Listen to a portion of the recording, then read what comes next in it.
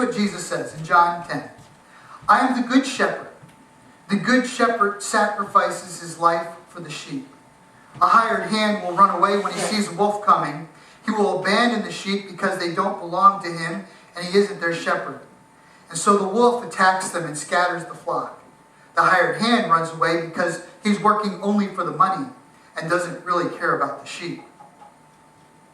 I am the good shepherd. I know my own sheep and they know me. Just as the Father knows me and I know the Father. So I sacrifice my life for the sheep. Jesus told his disciples that he was the good shepherd. It's a title that even churches have picked up on. You may notice that there are certain churches that they say they are the church of the good shepherd. It seems like that for some reason, Lutherans especially have picked up on that particular name, because I notice there's a lot of good shepherd Lutheran churches. Why the Lutherans have picked that up and not other churches, but typically it is. Perhaps churches have named themselves Church of the Good Shepherd because really the shepherding role is the purpose of why the church exists. Peter, in 1 Peter 5, 2 through 4, he says this. He says, care for the flock that God has entrusted to you. Watch over it willingly, not grudgingly, not for what you will get out of it, but because you are eager to serve God. Don't lord over the people assigned to your care, but lead them by your own good example. And when the great shepherd appears, you will receive a crown of never-ending glory and honor. In these two passages, we see that the shepherd is responsible for the care of the flock that he has been entrusted. We are, and I am an under shepherd of Dr. Jennings. Dr. Jennings is the under shepherd of Wayne Schmidt, and I would say that Wayne Schmidt is the under shepherd to God himself. And guess what? You all are also under shepherds. It goes all the way down. Each one of us, I believe God says, care for the flock of God. You know what? I would be very egotistical if I thought that you all were my flock. You are not my flock. You are God's flock. And I truly believe that. But God has called me to be a good steward of the flock. Last week we had a great opportunity, and I want to thank you again for allowing us to do this. Go ahead and put that picture up, James. I want to thank you so much for allowing us to go up and see Yashua Benhazi, who is from the Congo. And we got to go to a church service that was, except for what Pastor Yashua interpreted for us, was completely in Swahili. All the songs were in Swahili. I didn't know a song that they sang. And I know my songs, and I did not know a song. And they had two choirs, and it was a gorgeous service. It started a little around 2, and we exited the sanctuary about 5:15. They just worship, and you know what? It didn't feel like 3 hours. It really didn't, because I saw the joy of the people. But one of the things that really impressed me about Pastor Yashua is the way he was a shepherd to his flock, to the flock that God had entrusted him. And it was just so neat. And it was kind of funny. At one point, he got kind of frustrated because he wanted to preach in Swahili for the people and then have somebody interpret. Well, he tried that for a little bit, and that didn't work. So he had another person come up, and he goes, I'll speak in English, and you translate to Swahili. That didn't work either. So finally I said, Pastor Yashua, just preach. And so what he would do, he would preach for about 10 minutes, and then stop for 2 and tell us what he just said in Swahili. And then he would go back to preaching in Swahili, and then for 10 minutes and come back and tell us for 2 minutes what he talked about. But it was wonderful. It was a wonderful worship experience. It was very, very different culture for us. But pray for Mission of Christ and Pastor Yashua.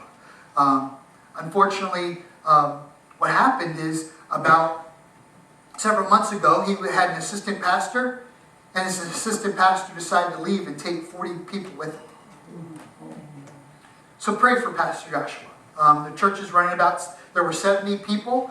There were almost as many children there as there were adults. It was amazing. It was loud. It was noisy. But I could really sense the Holy Spirit as we were there.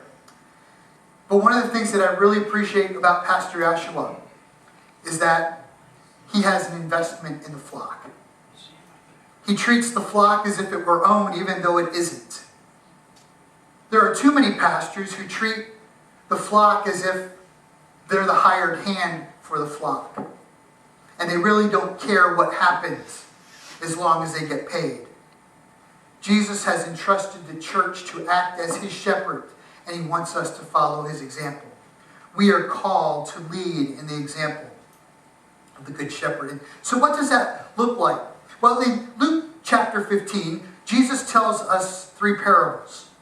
And the first of these parables is that of the lost sheep. And I'm going to include the 2-verse setup that Luke gives us, because it really explains why Jesus went and told this parable. And here it is, Luke chapter 15, 1 through 7. Tax collectors and other notorious sinners often came to listen to Jesus teach. This made the Pharisees and the teachers of the religious law complain that he was associating with such sinful people, even eating with them. How dare he? So Jesus told them this story. If a man has 100 sheep and one of them gets lost, what will he do? Won't he leave the 99 others in the wilderness and go search for the one that is lost until he finds it? And when he has found it, he will joyfully carry it home on his shoulders. And when he arrives, he will call together his friends and family and neighbors, saying, "Rejoice with me, because I have found my lost sheep." In the same way, there is more joy in heaven over one lost sinner who repents and returns to God than over 99 others who are righteous and haven't strayed away. Jesus goes on and then tells about the parable of the 10 coins, and the lady searches the house, and then he goes and tells the story of the lost son. And we find out later that this lost son squanders his half of the inheritance, and when he returns home, Dad gives him a marvelous party. And unfortunately, the older brother, who is just like the Pharisees in this story, is upset and is mad. Because the Father has compassion. The Father has compassion on all of us. You will notice that Jesus tells this parable because the Pharisees thought Jesus was hanging around undesirables. I say undesirable because, at least in the eyes of the Pharisees, they were undesirable. They were tax collectors. I mean, how many of you like to get the letter from the IRS saying, "You owe more taxes"? None of us like that. Or if we're going to get an audit or something like that. Who likes a tax collector? And, while we don't like tax collectors in our 21st century America, it was even worse if you were a Jewish tax collector, because you were an employee of the Roman government. Wait a second. The Jewish people didn't like the fact that they were under Roman occupation anyway, but now here you are, a Jewish person collecting taxes for the Roman government that you don't like. So it's treasonous. And not only did they collect the tax, but the Roman government would allow them to collect as much as they wanted to. And so they could cheat and swindle as much as they wanted to. And the local government couldn't stop them. So Luke says that there were tax collectors and other notorious sinners. Do you know of any notorious sinners around you today? Notorious sinners. If Jesus was a righteous person, this is the Pharisees' argument, if Jesus were a righteous person, why was he spending time with the unclean, the undesirable? And Luke not only records this in Luke chapter 15, but he also records it in Luke chapter 19. There's a little guy, little tax collector named Zacchaeus. Zacchaeus was a wee little man, and a wee little man was he. He climbed up in the sycamore tree. Matter of fact, that's one of the songs that we're going to teach the kids in Vacation Bible School, but differently than you've probably ever learned it before. But it's part of that story. For I'm going to your house today. And so Jesus is there with Zacchaeus, and the Pharisees like, if Jesus knew what kind of man this was, he wouldn't be hanging around him. And Jesus said, salvation, here in verse 9, Luke 19:9, salvation has come to his home today, for this man has shown him to be himself a true son of Abraham. For the Son of Man came to what? Seek and save those who were lost. Now, doesn't that seem just a little bit reckless to you? To the Pharisees, it certainly seemed reckless. Because the Pharisees thought, they kept hearing Jesus call himself the Messiah. He is the chosen one. He is the one that is going to bring salvation to Israel. Not that the Pharisees believed it. That's what Jesus came to do, and that's what Jesus was claiming. And they're saying, why would this chosen one, why would this very holy person spend so much time around filthy, rotten sinners? But Jesus knew what his mission was. His mission was to care for God's flock and bring them to salvation. Now, how can you build and bring the lost to salvation if you don't spend time among them? They're not going to get the gospel. They're not going to get the gospel by osmosis. That's not going to happen. You got it. If you're going to bring people to salvation, you're going to have to spend time around them. On the other hand, the Pharisees were just completely content to build a wall around Judaism. They were completely content, the Pharisees, to be the judge and jury about who could and who could not be saved and to enter the kingdom. The Pharisees were very much about being gatekeepers. We talked about this several weeks ago. But what about God? God has this wonderful love. And in this parable of the lost sheep, we learn that the shepherd has counted his sheep and one of them is missing. Now, as I was doing my research for this, I learned that in order to have 99 sheep, you'd have some money. This guy who had 99 sheep and lost one, he had money. He could afford to lose one sheep. 99 sheep was a lot of money. And yet, he loved his flock so much that he leaves the 99 safe sheep and goes after the one that is lost. Now, each one of us today is that rich shepherd. We are safe within the fold. And even here at McCray Brook, we are not 99 this morning. Boy, I wish we were 99. But we are 99. And God calls us to leave ourselves and go because of his great love to tell others about the wonderful love of Jesus. 99 sheep. And he goes after the one who is lost. And it is a picture of God's love. Oh, the love of God. How rich, how pure, how measureless, how strong. It shall forever endure. The saints and angels' song. We might think of leaving 99 safe sheep to go get one sheep when a sheep is expensive. We might think of it as a little foolish. We might think of it as a little reckless or even a lot reckless. The Pharisees certainly thought that. After all, the man has 99 sheep. He's going to leave the 99 that are already okay? And maybe he's even leaving those 99 sheep without any protection. Just simply leaves them in the sheep pen without a door. Would you do that? If you had 99 sheep and lost one, would you go after? Could you leave the 99 to get to the lost one? And yet that is exactly what Jesus was doing. He knew that there were many who were secure in their salvation, and he leaves them and goes out and tries to find the lost sheep. I found it interesting. Again, this was a fascinating study as I was sitting in Sheets one morning and working on my sermon, and I learned that there's a shepherd passage in the Old Testament.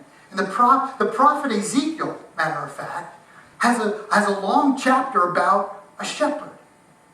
And here's what the prophet Ezekiel says in Ezekiel 34, 11 through 16.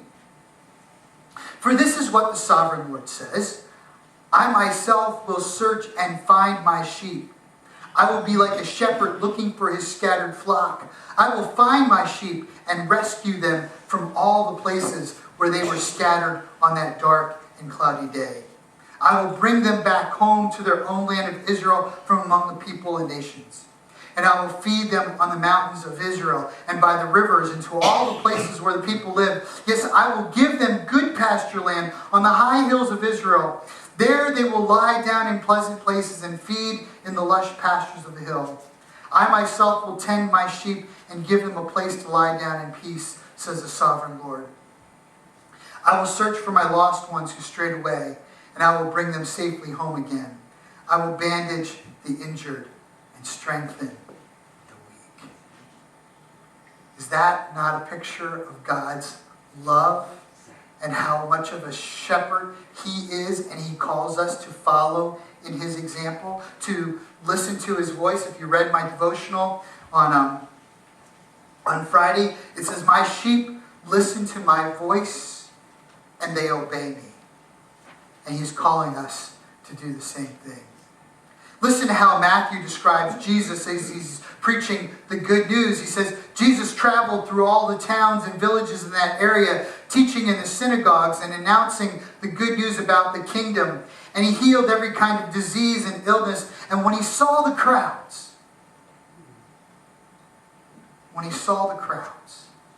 he had compassion on them because they were confused and helpless, like sheep without a shepherd.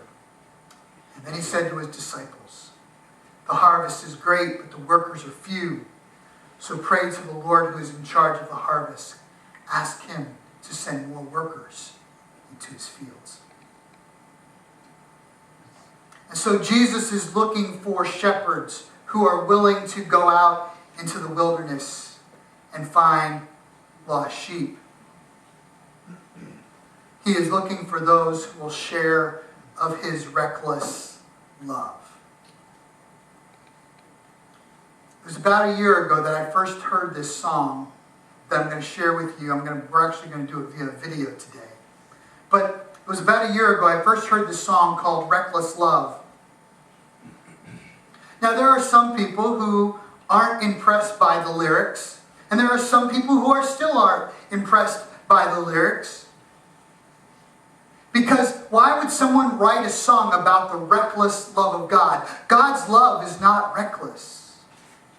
But I want you to listen to the way Corey Asbury put it. Corey Asbury is the young man who wrote this song. He says this, when I use the phrase, the reckless love of God, I am saying that the way he loves, in many regards, is in many regards quite so.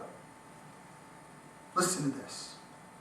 He is utterly unconcerned with the consequences of his actions with regards to his own safety, comfort, and well-being.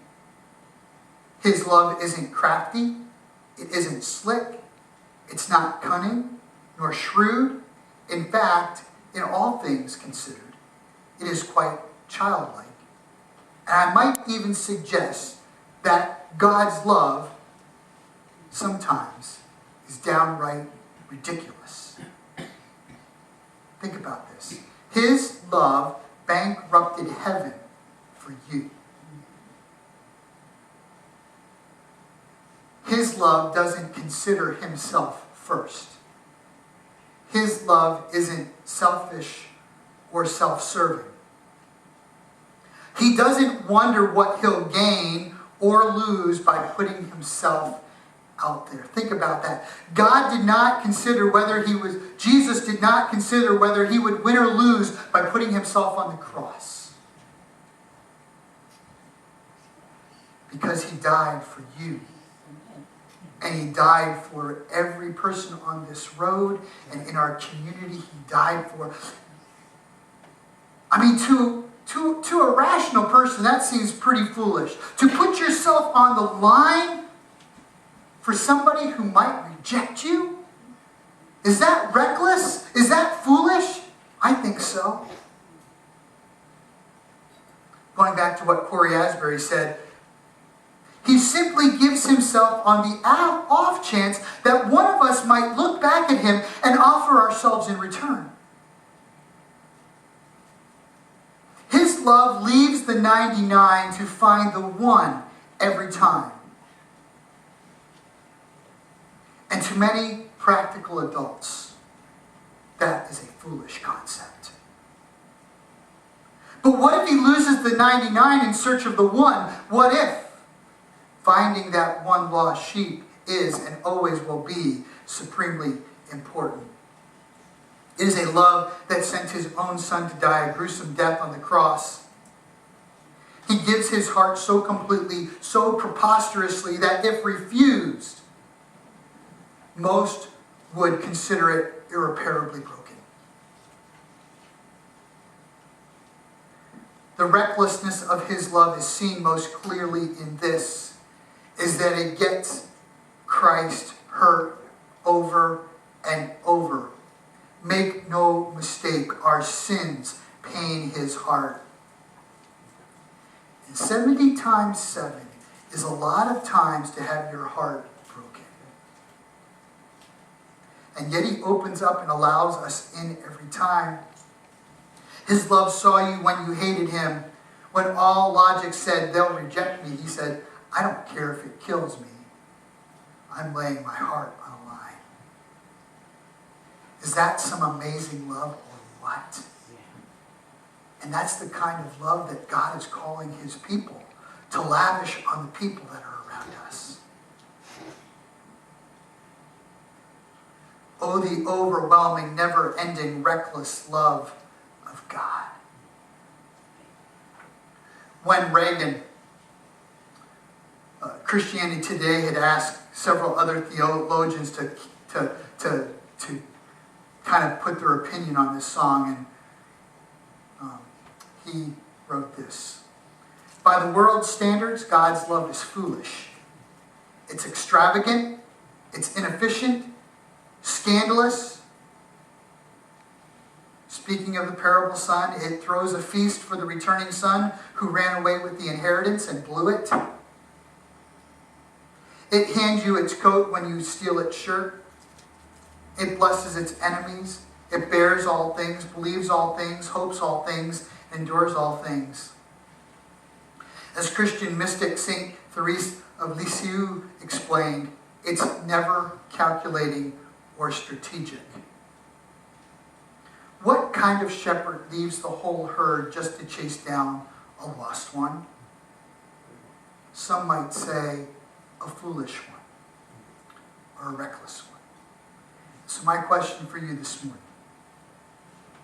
are you willing to love with a reckless love the way the Good Shepherd loved you?